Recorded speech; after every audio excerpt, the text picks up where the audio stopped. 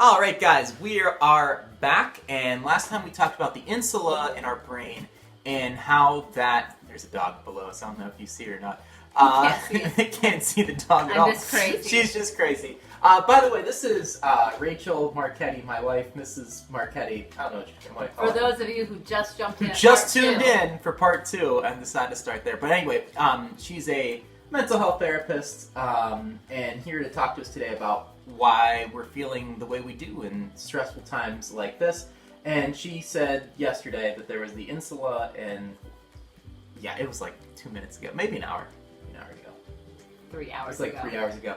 I don't know why I'm talking so much. Go ahead. You want to tell us about the insula again, real quick? So the insula is a part of our brain that kind of checks how we're feeling in terms of, body feelings, hunger, tired, hungry.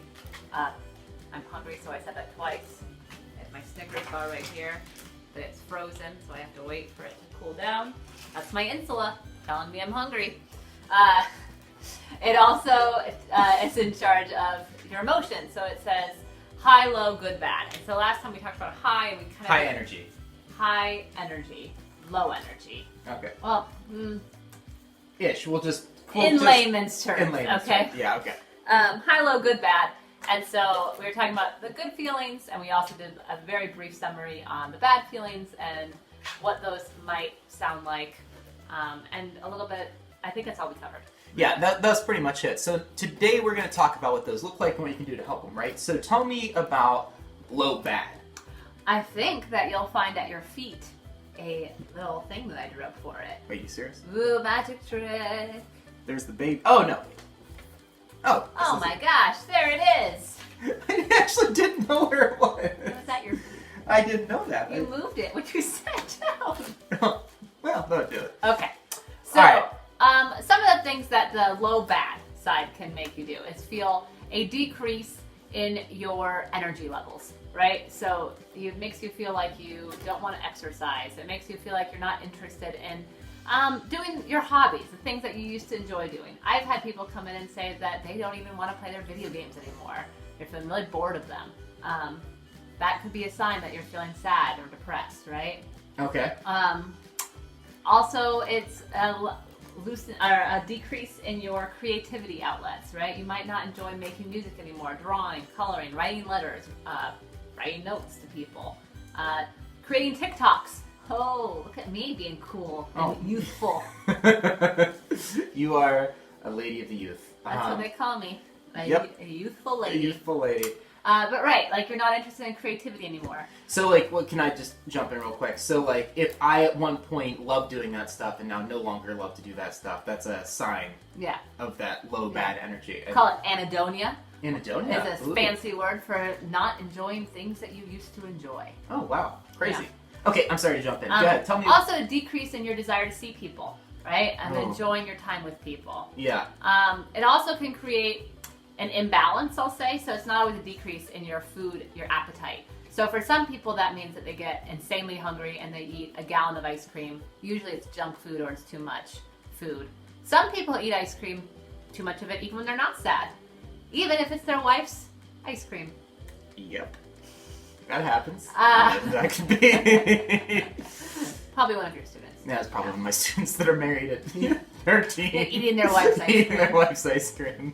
To which I say, stop being married at 13. The other thing that you'll see, but you might see a decrease in your appetite too, right? So that can kind of go either way, but it's the extremes that we're looking for.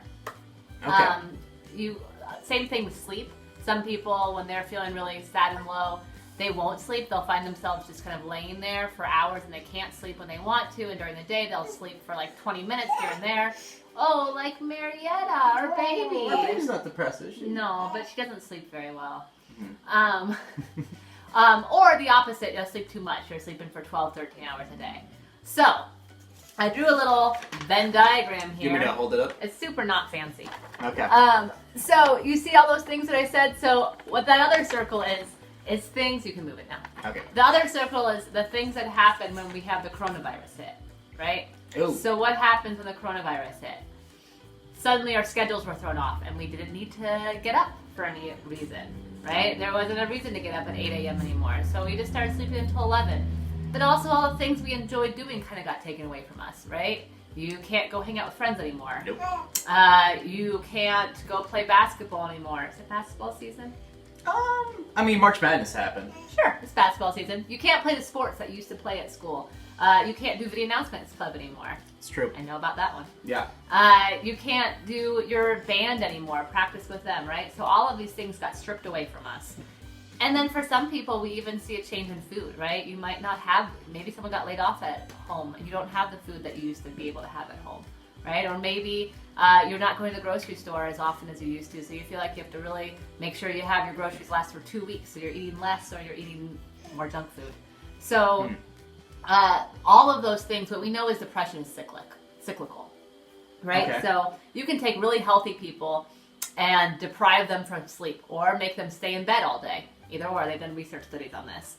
And those people develop depression, right? Oh, wow. So these things that we're doing for our health are not good for our mental health, right? And so That makes sense. so that's why you're not feeling so good, right? It's Okay, because that's why I have those low bad feeling that's why you have the little bad feeling moments. Is you're also experiencing grief and loss, right? It is okay to mourn for the birthday party that got canceled. Mike and I had 2 weddings canceled this month.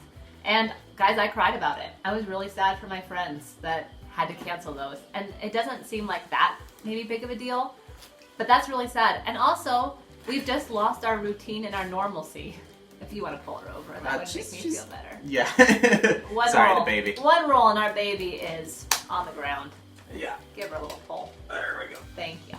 So, so one of the things that we need to do is look at that list again of things that depression hits: food, sleep, socializing, exercise, hobbies, creativity, and find ways to still be participating in our lives that way, even when we don't have our normal outlets. Okay, can I jump in here? So, just to recap that so far is pretty much all the things that, help make us kind of who we are and like enjoy has been stripped away all of a sudden. Yeah, not all of it. Not all of it, But but the way that we've been able to express that in the past has been taken away from us. So I'm going to take video announcements, for example, as that's something that we look forward to every morning. It was a face-to-face interaction with people. One way that we've kind of worked around it this time is by recording it via like Google Duo or something like that. And is that a way to like slowly bring it back in? That's exactly right. So Okay. finding ways to still be social. I would tell every one of you to find a way to be social. Oh, she rolled! Hey! 2 times a day for 30 minutes with 2 different people, right? At least. That's a prescription that I can give. Right? Okay. No medicine prescribed here, but like socializing with people outside of your house, whether that's, I prefer face-to-face, so if you're doing like the Google Duo or the conferencing or Facebook Messenger has that option, which you probably know about better than I do. Not you. I didn't even know about that. They know. Right? So doing something like that is better. Or, Mike and I just downloaded this app, House Party. So, Angel's in the house. right? And so that's a way to like play games with friends and still socialize the best that you can for now, right? So doing something like that. And really hitting all of these lists and saying, okay, how can I still have my outlet with my creativity? Maybe I can't practice my band, but maybe I can write a song on my own. Maybe I can start my solo career, right? Or, Yeah. Or maybe I used to really love hanging out with my friends and going out to eat, but maybe we're gonna make our own food and then hang out on our Google Duo and show off our creations, right? I like doing that, yeah. So finding ways to still structure your day too, right? So I might say like Monday is my day to hang out with all of you are in a band, I guess, in my world. I keep using that example. So let's say you're you're a wrestler, right? So instead of you're touching my leg, are you trying to tell me to slow down? No. Just like me. Okay. So if let's say you're a wrestler, right? So you might have to practice your moves at home. So maybe you still say, all right, my days for wrestling are Tuesday, Wednesday, Thursday. And so on those days, I'm going to go home and I'm actually going to, not go home, I'm going to be at home, but I'm going to actually practice wrestling those 3 days. And then on Mondays, I'm going to hang out with my friends. And on Friday, I'm actually going to do something really creative. I'm going to Maybe watch a movie. Maybe that's my video game day. But you're still structuring your days out so you have some plans for what you want to do every day and how you do them. And for those of you that might actually have clinical depression where this feels a lot lower, a lot worse for you, one thing I'll tell people is that going through this list can feel super overwhelming and you feel like a failure because you couldn't do any of them. And so if that's what you're feeling, I want to encourage you to choose one thing. Make it a small thing. Maybe for you, it's that energy level. It's just getting out of bed, taking a shower, and putting clothes on. If that's all you can do, awesome, you did that. And that's better, right? That's better than staying in bed. And so trying to change it to say, let me just take the smallest steps I can to feel better. Yeah.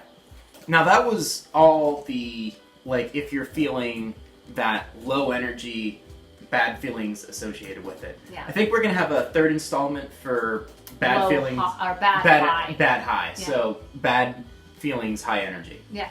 Cool. This is awesome. Thank you. Any other questions that you have? If you do have questions, I don't, but if you have questions, feel free to just write them in the comments section or anything like that, and we're going to go on part 3. Again, sorry if we're smiling and looking down throughout this. Our baby and dog are just being super cute right now. So, alright, part 3 in a minute. Finger guns! Pew, pew, pew! Weirdo! I've been playing a lot. Oh, here we go.